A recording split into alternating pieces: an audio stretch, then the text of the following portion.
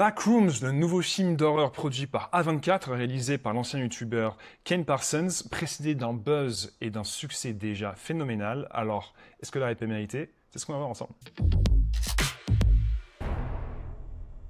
C'est magnifique. Pas vrai? Y a quelqu'un? Backrooms, nouveau film d'horreur événement produit par A24. Tout à fait. Réalisé par Kane Parsons, qui a bénéficié d'une grosse promotion sur les réseaux sociaux. Kane Pixels, le nom de Pixels youtubeur. Qui réalise donc son premier film, son premier long en tout cas. À 20 ans. Et oui, encore un film d'horreur qui buzz, encore un film d'horreur avec un énorme succès et un petit budget. Encore un film d'horreur à 24. Exactement. Après Obsession récemment, qui est aussi sur une trajectoire Quasi historique en termes de rentabilité. historique. Budget similaire, je crois que Obsession, on est aux alentours de 750 000 $. Là, on est un peu plus d'1 million, je crois, pour Backrooms, a priori, en tout cas ce qui est annoncé. C'est peut-être à cause du casting. Le Oui, casting c'est contient quand même des noms un peu plus...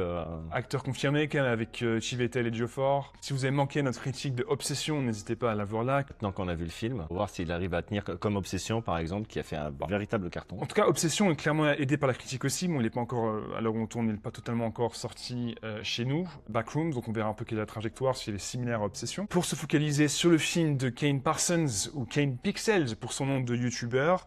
Donc on l'a dit, très jeune, qui embarque même avec lui deux acteurs qui vont s'être confirmés. Chiwetel Ejiofor, qu'on l'on connaît bien sûr de 12 Years a Slave, son potentiellement, sûrement d'ailleurs son plus grand rôle. Oui, 2013. clairement. Oui. Alors, c'est un acteur très prolifique, mais surtout dans des seconds rôles. Pour lui, c'est un rôle assez intéressant. On l'avait vu dans Seul sur Mars, dans les The Old Guard avec Charlize Theron, etc. Mais c'est qu'on n'a pas vu de très grand rôle après 12 Years a Slave. Également Renate Reinsve, l'actrice norvégienne que l'on a vue dans les films de Joachim Trier, notamment Julie en 2 chapitres, Valeurs sentimentales plus récemment. Oui.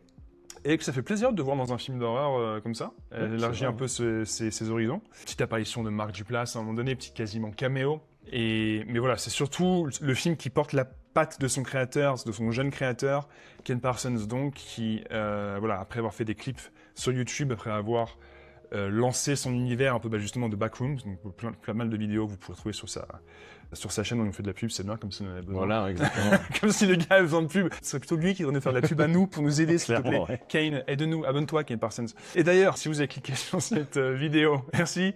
Si vous êtes resté avec nous jusqu'à présent, n'hésitez pas à mettre un pouce en l'air si vous aimez la vidéo, à commenter pour nous donner aussi votre avis sur Backroom. Est-ce que vous l'avez vu? Est-ce que vous comptez aller le voir? Et si vous aimez ce qu'on fait ici avec Cinéphage, où on sort en général une vidéo par semaine, plus ou moins, n'hésitez pas à vous abonner pour nous soutenir. Et donc oui, avant de passer à une critique que je pense qu'on va faire sans spoiler d'abord, peut-être une petite partie spoiler à la fin. Oui. Ça parle de quoi, Backrooms? Backrooms, c'est...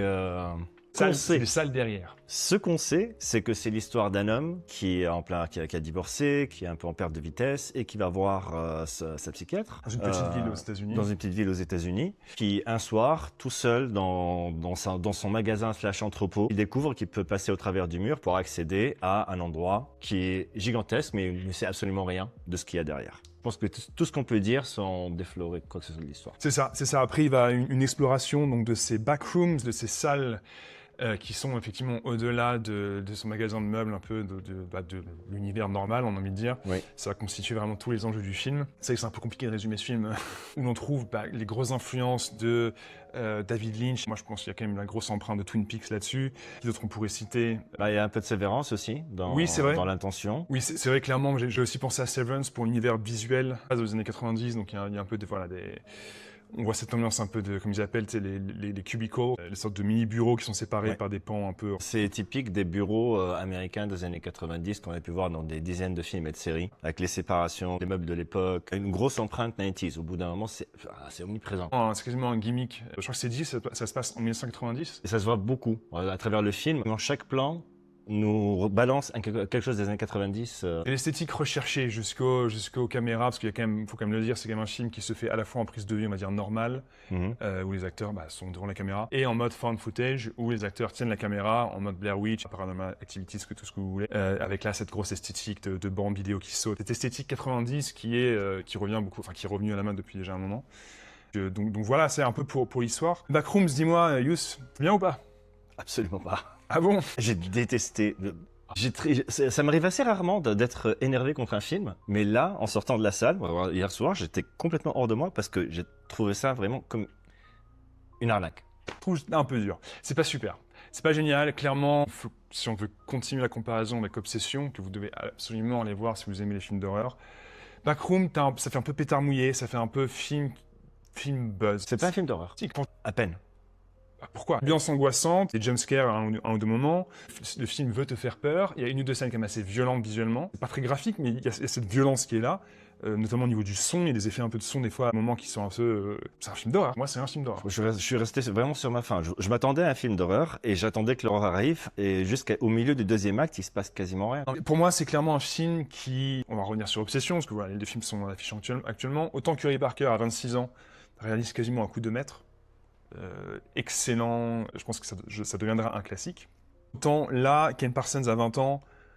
Bon, on dit ça, nous, bien joué, mais son film fait 100 millions de dollars, probablement une bécane devant lui, donc nous on est là sur nos chaises, critiquer son film, mais bon, c'est un peu le jeu, voilà. Mais ce que je voulais dire, c'est qu'on sent son âge. On sent que le gars a du talent, ça fait un peu étudiant en cinéma. Bon. Il voulait mourir avec ses idées. Il a pris parti de faire un film comme ça, et il l'a fait jusqu'au bout, donc bravo.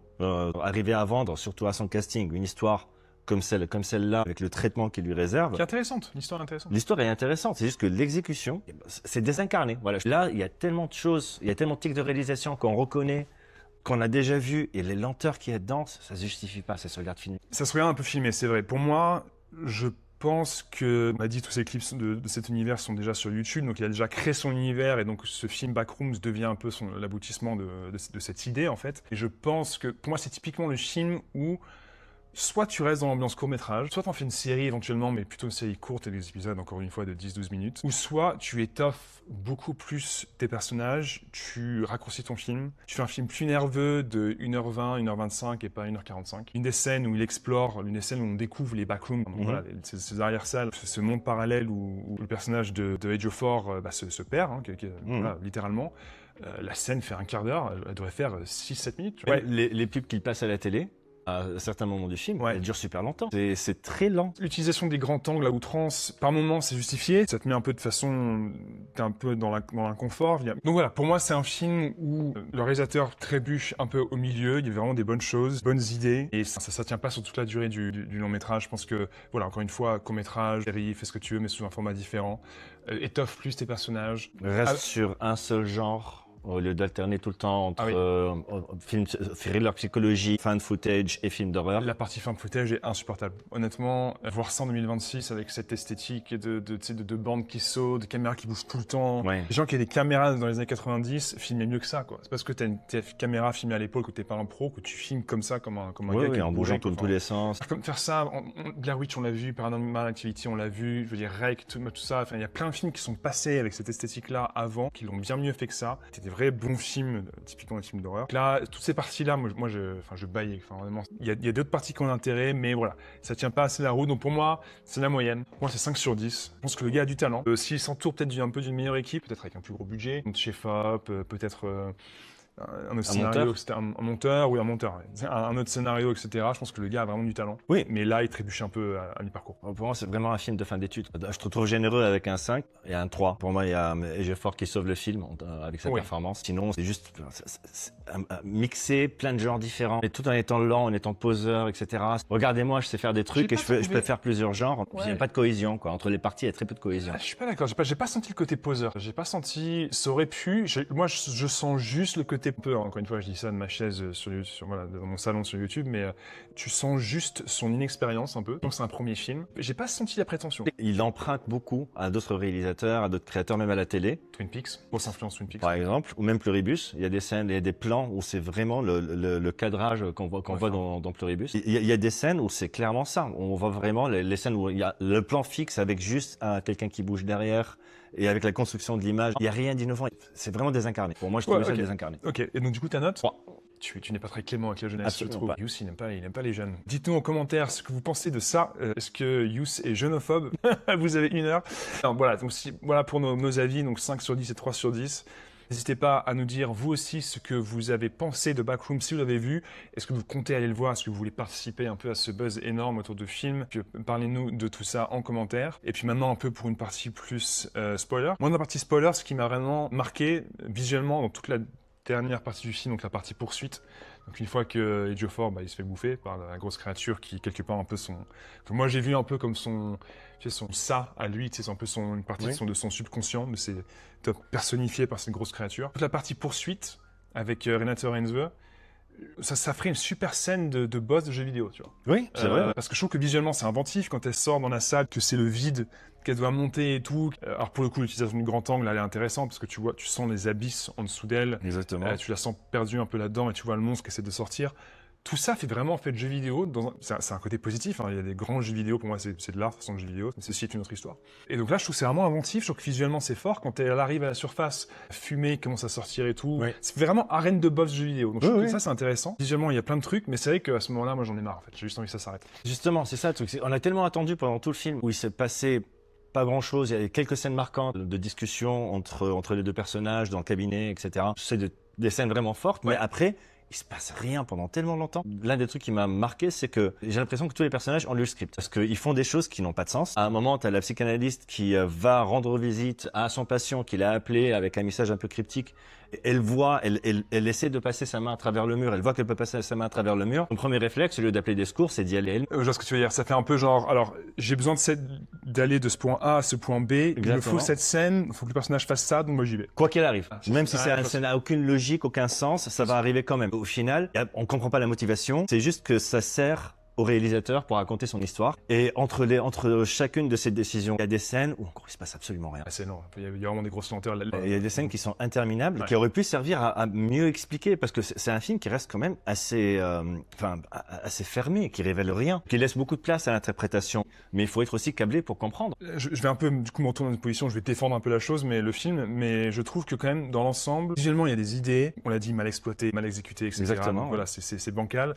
Mais quand même, qu'un mec de 20 ans te disent, tous les backrooms, finalement, alors la façon dont moi je l'ai perçu, c'est un mix de souvenirs, d'inconscient, de regrets. C'est un monde comme ça qui se nourrit un peu de tous ces aspects-là de ces personnages, des gens, comme ça que je l'ai vu. On l'entend dire de la voix de Renate Reinsve, son personnage dans le film, de côté, parfois, au cours de la vie, on a l'impression de se sentir comme derrière une vitre, voir sa vie qui se déroule, mais à pas pouvoir vraiment la vivre, etc. Actif dans sa être actif dans sa vie, apprendre le côté, la vie nous passe sous les yeux, tu vois. Qu'un mec de 20 ans, c'est un truc comme ça, tu te dis, tu veux un câlin, ça va? C'est peut-être le réel, c'est un film de psychanalyse. Mais oui, mais ça montre quand même une certaine maturité dans le propos. Ouais. Donc, je pense que le gars avait des choses à dire, il a du talent, il n'a pas vraiment réussi à joindre les deux, tu vois, mais j'irais quand même voir son deuxième film, tu vois. Il n'arrive pas à garder son audience avec lui. Il est tellement dans son truc, où je suis en train de faire une métaphore de la psychanalyse, je vais créer un monde monstrueux où l'espoir va mourir. Finalement, mais rien n'est expliqué, il faut vraiment essayer de tout comprendre tout ça. Au bout d'un moment, il nous lâche. Et les lenteurs n'aident pas. Ouais, non, je suis d'accord, mais je comprends. J'ai trouvé un truc il y a un truc qui m'a quand même un peu interpellé. Est-ce que c'est l'interprétation? Un peu. Est-ce que c'est l'univers, les idées visuelles? Un peu. Est-ce que c'est le discours du gars? Un peu, tu vois. Genre, pour l'instant, je lui mets, tu vois, encore une fois, 5 sur 10. C'est incomplet. Voilà, c'est ça. Donc, vraiment, j'aurais hâte de voir les prochains films de ce gars-là. Après, s'ils en fait un deuxième, un troisième mauvais, bon, voilà, on arrêtera. Mais pour l'instant, je trouve qu'il y a une bonne base. Voilà, il a trébuché, quoi. Faut juste penser à son public aussi. C'est ça. Voilà un peu pour nos avis, un peu partagés. Mais si vous avez vu le film, n'hésitez pas à nous dire, encore une fois, ce que vous en avez pensé. Mais avant de finir, nous allons faire un petit On the spot. On the spot. Pour ce petit On the spot, je vais te faire une petite bataille des films d'horreur à 24. Ils vont aller 2 par 2 et tu devras choisir le film que tu préfères entre les deux. Et il n'y aura bien sûr qu'un vainqueur à la fin. Ok. T'es chaud? Ouais, chaud. Allez, c'est parti. Talk to me or It Comes at Night. It Comes at Night. It Comes at Night or Bring Her Back. It Comes at Night. It Comes at Night ou X. X. X ou Pearl. Pearl. Pearl ou Men. Pearl. Pearl ou Midsommar. Pearl. Pearl ou Obsession. Obsession. Obsession ou The Lighthouse. Obsession. Obsession ou Saint-Maud. Ah, Obsession quand même. Obsession ou The Witch. Oh, dur. Non, Obsession. Obsession ou Hérédité. Hérédité. Hérédité. Ouais, très bien. Hérédité est donc le vainqueur de cette petite battle des films d'horreur produits par A24. Et je t'avoue que je suis assez d'accord avec toi. Et si vous êtes resté avec nous jusqu'à la fin de cette vidéo, merci. Vous connaissez la chanson, pouce en l'air, commentaire, abonnez-vous si jamais vous aimez ce qu'on fait ici sur Cinéphage pour nous soutenir. Petite phase horreur en ce moment. Oui, c'est vrai. On aime bien ça les films d'horreur, donc on continuera à parler, on espère, des bons. Et puis d'ici là, on se dit à une prochaine fois pour une prochaine vidéo. Avec grand plaisir. Super. Ciao.